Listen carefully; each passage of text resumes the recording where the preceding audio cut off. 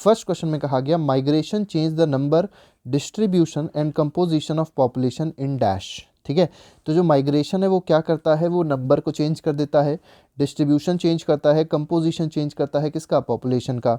लेकिन कहाँ चेंज करता है ये आपको बताना है इस क्वेश्चन में। ठीक है, तो ये चेंज करता है area of departure, B option बोला है area of departure and arrival, C option बोला है एरिया ऑफ अराइवल और डी ऑप्शन बोला none of the above.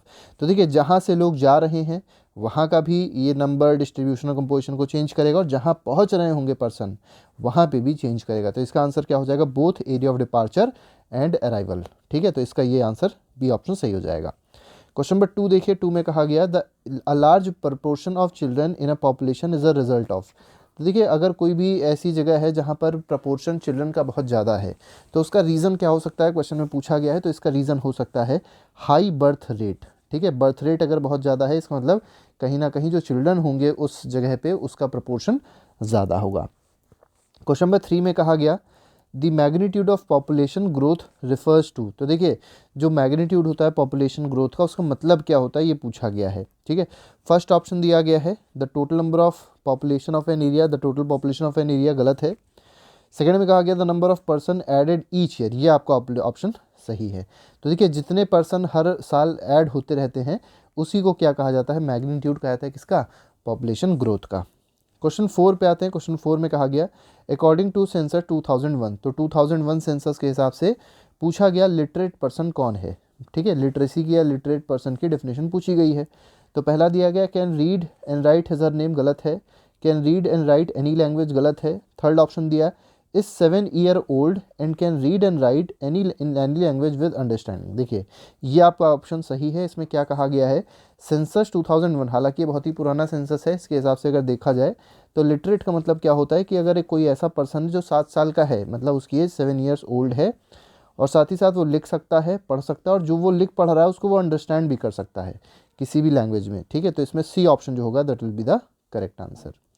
Next पे आएंगे क्वेश्चन नंबर 5 देखिए, who is the resource creating factor as well as resource themselves. देखिए यहाँ पूछा गया इनमें से कौन सा ऐसा है जो रिसोर्स क्रिएटिंग फैक्टर भी है और साथ ही साथ रिसोर्स भी है। तो ये सिर्फ एक होता है और वो कौन है, ह्यूमन बींग्स है। ह्यूमन बींग्स क्या करते हैं, रिसोर्स को क्रिएट भी करते हैं और साथ ही साथ ह्यूमन बींग खुद भी एक ह्यूमन रिसोर्स हैं। नेक्स्ट पे आते हैं question number 6, India is the dash most populated country in the world. तो इंडिया किस नंबर पे पॉपुलेशन पे है, तो चाइना याद रखिएगा, चाइना फर्स्ट नंबर पे और सेकंड नंबर पे कौन है, इंडिया है। तो सेकंड नंबर पे कौन सी कंट्री है पॉपुलेशन के केस में, वो है इंडिया। तो second will be the correct answer.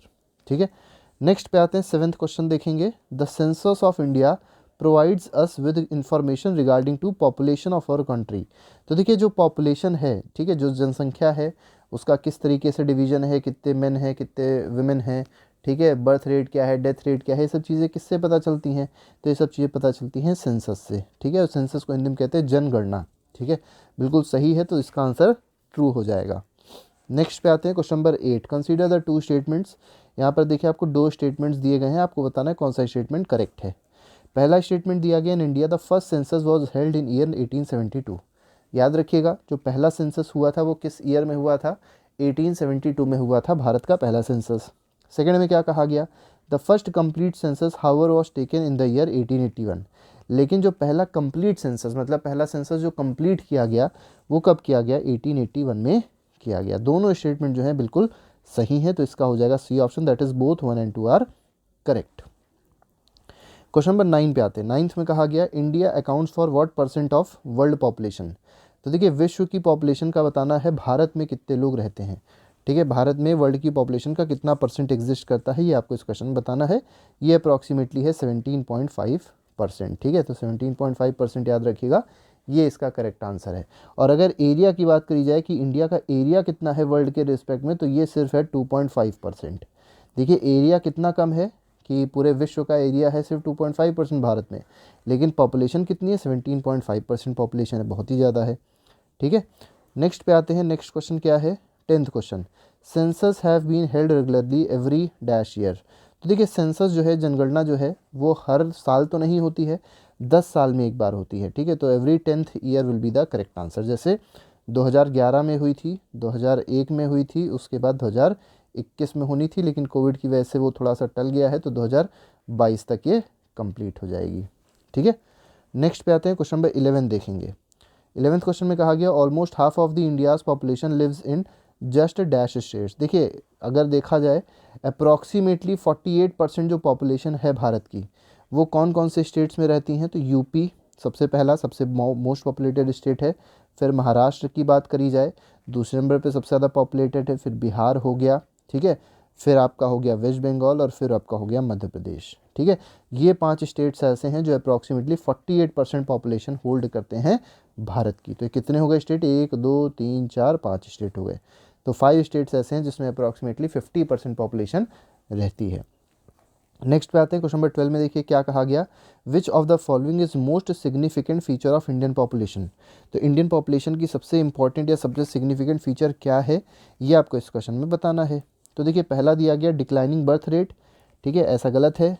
दूसरा दिया इंप्रूवमेंट इन लिटरेसी लेवल, ये भी गलत है।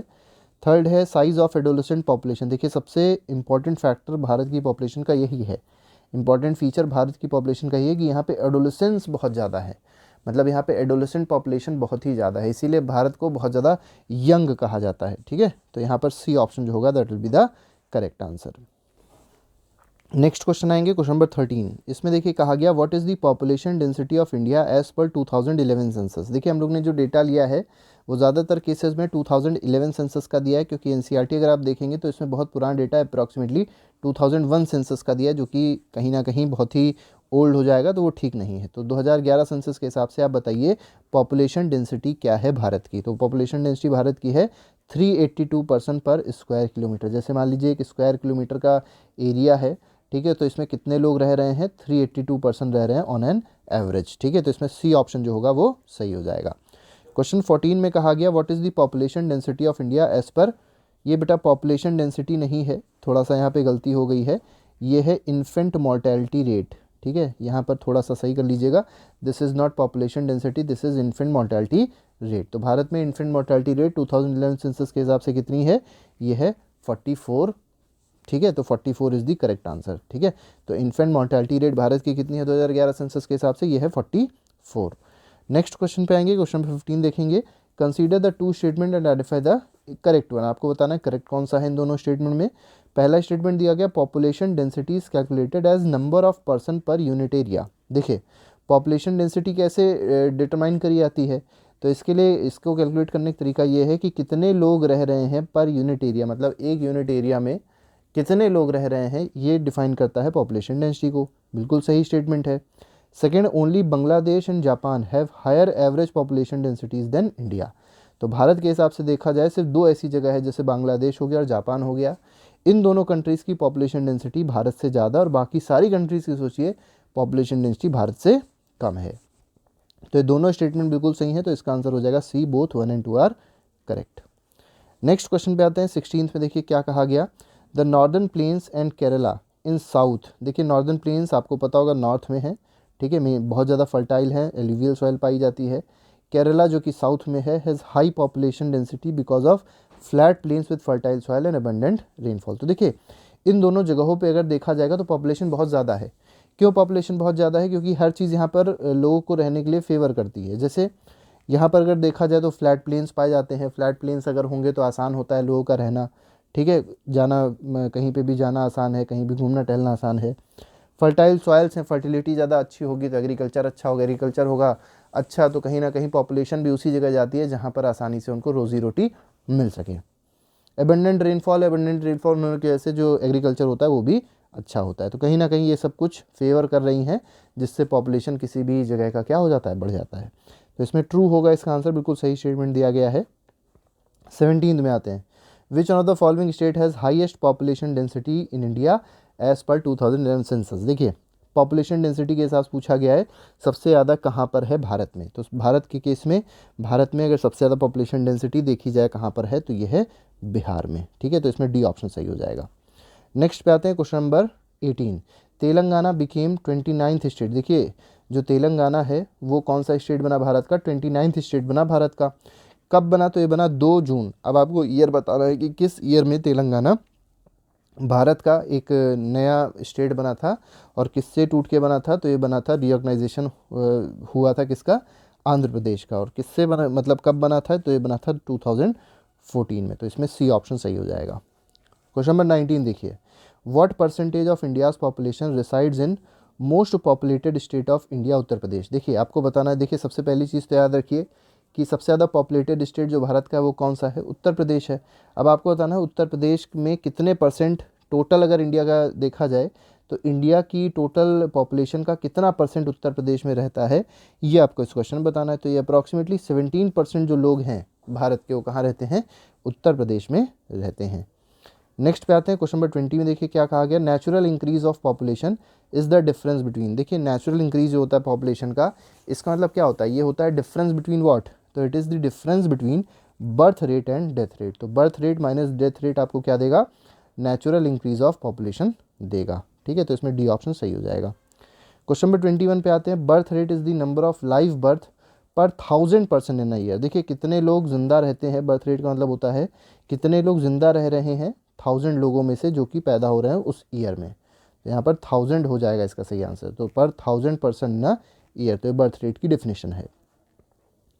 क्वेश्चन नंबर 22 में कहा गया, since which year birth rate have also started declining gradually resulting in gradual decline in rate of population growth. देखिए एक टाइम 1921 ऐसा आया, ठीक है, जिसके बाद से, ठीक है, 1921 के बाद से एक तरीके से बूम आया पॉपुलेशन में, पॉपुलेशन बहुत तेज़ी से बढ़ने लगे क्योंकि मेडिकल फैसिलिटीज़ बढ़ी, ठीक है, तो बर्थ रेट कहीं ना कहीं बढ़ा। तो इससे क्या हुआ कि बहुत ज़्यादा पॉपुलेशन का ग्रोथ हुआ। लेकिन अब क्या है, अब ये धीरे धीरे पॉपुलेशन क्या हो रही है, कम हो रही है, कहीं ना कहीं डिक्लाइन की तरफ जा रही है। और ये कहीं ना कहीं एक अच्छा इंडिकेशन भी है क्योंकि भारत की पॉपुलेशन आप लोग जानते होंगे बहुत ही ज़्यादा है। तो यहाँ पर देखा जाए कब से ऐसा हो रहा है कि डिक्रीज़ हो रही है, 1981 से पॉपुलेशन डिक्रीज़ हो रही है थोड़ी बहुत। मतलब पॉपुलेशन ग्रोथ जो है, कह सकते हैं population rate of population growth है ये कम हो रहा है। पॉपुलेशन तो नहीं कम हो रही है लेकिन रेट ऑफ पॉपुलेशन ग्रोथ जो है वो कम हो रहा है। नेक्स्ट पे आते हैं, आइडेंटिफाई द इनकरेक्ट स्टेटमेंट। बताना है कौन सा स्टेटमेंट इनकरेक्ट है। अब देखिए पहला स्टेटमेंट दिया गया, the third component of population growth is migration. तो देखिए एक कंपोनेंट होता है बर्थ रेट, एक कंपोनेंट होता है डेथ रेट, और तीसरा कंपोनेंट क्या होता है, माइग्रेशन होता है। तो बिल्कुल सही स्टेटमेंट है। तो तीसरा कंपोनेंट जो पॉपुलेशन ग्रोथ का होता है वो क्या होता है, माइग्रेशन होता है। सेकंड देखिए स्टेटमेंट में क्या कहा गया, migration is the movement of people across regions and territories.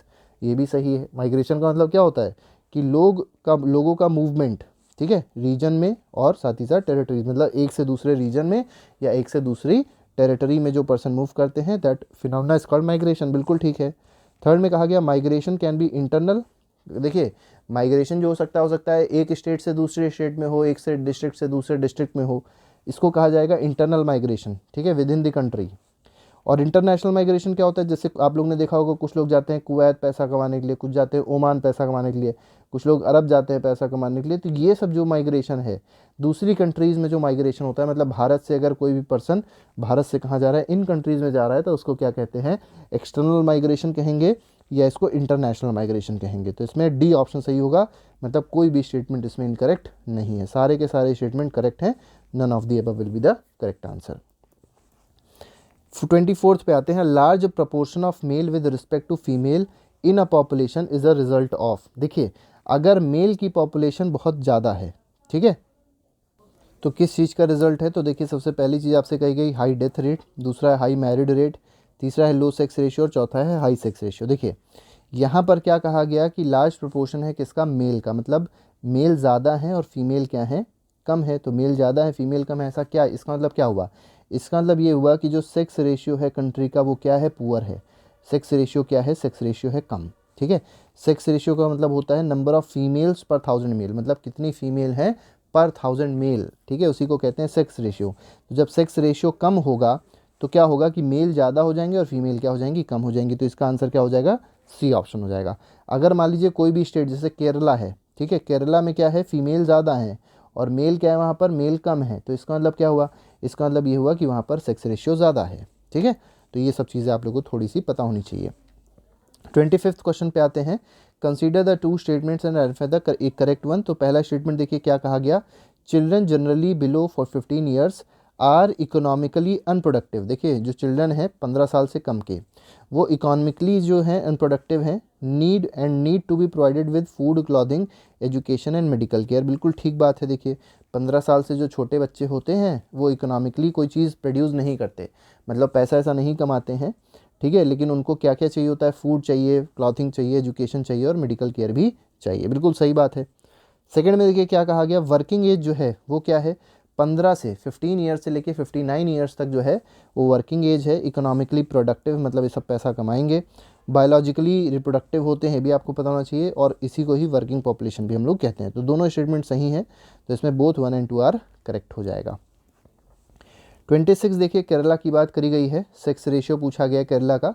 Bharat में अगर देखा जाए तो सबसे ज़्यादा सेक्स रेशियो जो है किसी भी स्टेट का, तो कौन सा है, वो केरला है। अब आपको बताना है केरला का सेक्स रेशियो कितना है 2011 सेंसस के हिसाब से, तो ये है 1084। तो इसमें बी ऑप्शन जो है that is the correct answer. Next question पे आएंगे, क्वेश्चन नंबर 27 देखेंगे। 27 में देखिए क्या कहा गया, which movement of people across regions and territories does not change the size of population. देखिए आपको बताना है इनमें से कौन सा ऐसा माइग्रेशन होगा, किस तरीके का मोशन होगा या मूवमेंट होगा पर्सन का, जिसमें किसी भी टेरिटरी की या किसी भी कंट्री की पॉपुलेशन चेंज नहीं होगी। तो देखिए इंटरनल माइग्रेशन क्या होता है, कंट्री से मतलब एक स्टेट से दूसरे स्टेट में होगा, एक प्लेस से दूसरी प्लेस में होगा, या ये कह सकते हैं एक डिस्ट्रिक्ट से दूसरे डिस्ट्रिक्ट में होगा, ठीक है। लेकिन एक्सटर्नल माइग्रेशन का मतलब क्या होता है, जैसे भारत से लोग चले गए ब्रिटेन चले गए कमाने के लिए, ठीक है, अमेरिका चले गए कमाने के लिए, इटली चले गए कमाने के लिए, ऐसी ऐसी जगह मान लीजिए कमाने के लिए चले गए पैसा, तो क्या होगा, भारत की पॉपुलेशन कम हो गई और वहाँ की पॉपुलेशन बढ़ जाएगी, मतलब कहीं ना कहीं पॉपुलेशन में चेंज आपको दिखाई पड़ेगा, ठीक है। तो इंटरनल पॉपुलेशन के केस में कोई भी चेंज नहीं होता साइज़ में पॉपुलेशन के, ठीक है, तो इसमें internal will be the correct answer. 28 पे आते हैं। 28 देखिए क्या कह रहा है, the literacy rate in the country, मतलब भारत में पूछा गया लिटरेसी रेट क्या था 2011 सेंसस के हिसाब से, भारत का लिटरेसी रेट क्या है, तो ये है 74.04%। ये भी आप लोग को याद होना चाहिए। नेक्स्ट पैटर्न 29th क्वेश्चन है, अकॉर्डिंग टू 2001 सेंसस, तो 2001 सेंसस के हिसाब से लिटरेट पर्सन कौन है, तो देखिए इसमें सी ऑप्शन सही हो जाएगा, 7 year old and can read write any language with understanding. Next पे आते हैं 30th क्वेश्चन में, देखिए कहा गया agriculture, animal husbandry, forestry, fishing, mining and quarrying, तो ये सब जो है किसके एग्जांपल्स हैं, तो ये एग्जांपल्स हैं प्राइमरी एक्टिविटी के, ठीक है। तो एग्रीकल्चर हो गया, एनिमल हस्बेंड्री हो गई, फॉरेस्ट्री हो गई, फिशिंग, माइनिंग और क्वेरिंग। अगर मान लीजिए आप लोग से पूछा जाए कि प्राइमरी एक्टिविटी के एग्जाम्पल बताओ, तो आप लोग यही आंसर में लिख के चले आएंगे। नेक्स्ट में कहा गया manufacturing industry, building and construction work, देखिए कि मैन्युफैक्चरिंग का काम हो गया, बिल्डिंग का काम हो गया, कंस्ट्रक्शन वर्क हो गया, ये सब कैसी एक्टिविटीज़ हैं, तो ये सब सेकेंडरी एक्टिविटीज़ हैं। तो इस 31st क्वेश्चन में बी ऑप्शन इसका सही हो जाएगा। 32nd पे आते हैं, देखिए इसमें कहा गया transport, communication, commerce, administration, other services. तो देखिए कभी भी सर्विसेज की बात आएगी तो याद रखिए इसको सर्विस सेक्टर कहते हैं या तो इसको टर्शरी सेक्टर कहते हैं, दोनों ही एक हैं। तो 32 क्वेश्चन का आंसर हो जाएगा ऑप्शन नंबर सी। 33 में कहा गया in which of the following instances does a natural event like flood और सुनामी बिकम अ डिजास्टर। देखिए जो नेचुरल इवेंट होते हैं, अब जैसे फ्लड है, फ्लड एक नेचुरल इवेंट है, सुनामी है, सब एक नेचुरल इवेंट है, होना ही होना है, लेकिन डिजास्टर कब बन जाते हैं ये आपसे इस क्वेश्चन में पूछा गया, ठीक है। तो ये डिजास्टर तब बनते हैं जब ये क्राउडेड विलेज को या टाउन को इफेक्ट कर दें, बहुत सारे लोगों को जब ये मौत के घाट उतार दें, या ये कह सकते हैं कि बहुत सारी प्रॉपर्टी का नुकसान कर दे, बहुत सारी लाइफ का नुकसान कर दे, तो ये क्या कहलाएंगे, एक डिजास्टर कहलाएंगे। तो इसमें ए ऑप्शन जो होगा that will be the correct answer. Next question 34 में कहा गया developed nation have high proportion of people in dash activity. देखिए डेवलप्ड नेशन जो होते हैं, ठीक है, जैसे अमेरिका की बात करी जाए, फ्रांस की बात करी जाए, तो ये सब जो कंट्रीज़ हैं इसमें ज़्यादातर जो पीपल हैं वो किस चीज़ में इंगेज हैं, ये आपको इस क्वेश्चन में बताना है। तो ये इंगेज हैं सेकेंडरी सेक्टर में और साथ ही साथ टर्शरी सेक्टर में, तो इसमें डी ऑप्शन सही हो जाएगा। प्राइमरी सेक्टर में नहीं होते ये लोग ज़्यादा, प्राइमरी सेक्टर में मेनली डेवलपिंग इकॉनमीज़ के जो लोग होते हैं, जैसे इंडिया है तो इंडिया में ज़्यादातर लोग कौन से सेक्टर में, प्राइमरी सेक्टर में हैं। लेकिन डेवलप्ड कंट्रीज़ में अगर देखेंगे तो सेकेंडरी और टर्शरी में लोग ज़्यादा होते हैं। नेक्स्ट पे आते हैं developing countries tend to have a higher proportion of their workforce engage in dash activities. तो यही अगर डेवलपिंग कंट्रीज़ में देखा जाए तो ज़्यादातर लोग किस एक्टिविटी में इन्वॉल्व हैं, ये आपको बताना है। ज़्यादातर पॉपुलेशन जो है, हायर प्रपोर्शन जो है पॉपुलेशन का, वो कौन सी एक्टिविटी में इन्वॉल्व है, तो वो प्राइमरी एक्टिविटी में इन्वॉल्व है, जैसे भी हमने एग्जांपल देखा था, एग्रीकल्चर हो गया, माइनिंग हो गया, क्वायरिंग हो गया, ये सब चीज़ें। नेक्स्ट पे आते हैं 36 देखते हैं। 36 में कहा गया in India what percent of population is engage only in agriculture. तो देखिए कितनी परसेंट पॉपुलेशन भारत में एग्रीकल्चर में इंगेज है ये आपको बताना है, तो ये है अप्रॉक्सीमेटली 64%, ठीक है। नेक्स्ट पे आते हैं 37th क्वेश्चन में कहा गया which state in India has lowest density of population as per 2011 census.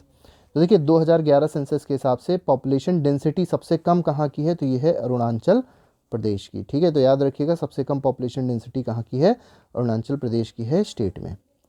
Next पे आते हैं 38th देखेंगे, the government of India initiated the comprehensive family planning programme. तो देखिए जो गवर्नमेंट ऑफ इंडिया है उसने एक प्रोग्राम स्टार्ट किया था, क्या, family planning programme, comprehensive family planning programme. वो कब स्टार्ट किया था, ये स्टार्ट किया था, आपको बताना है किस ईयर में स्टार्ट हुआ था, तो ये स्टार्ट हुआ था 1952 में।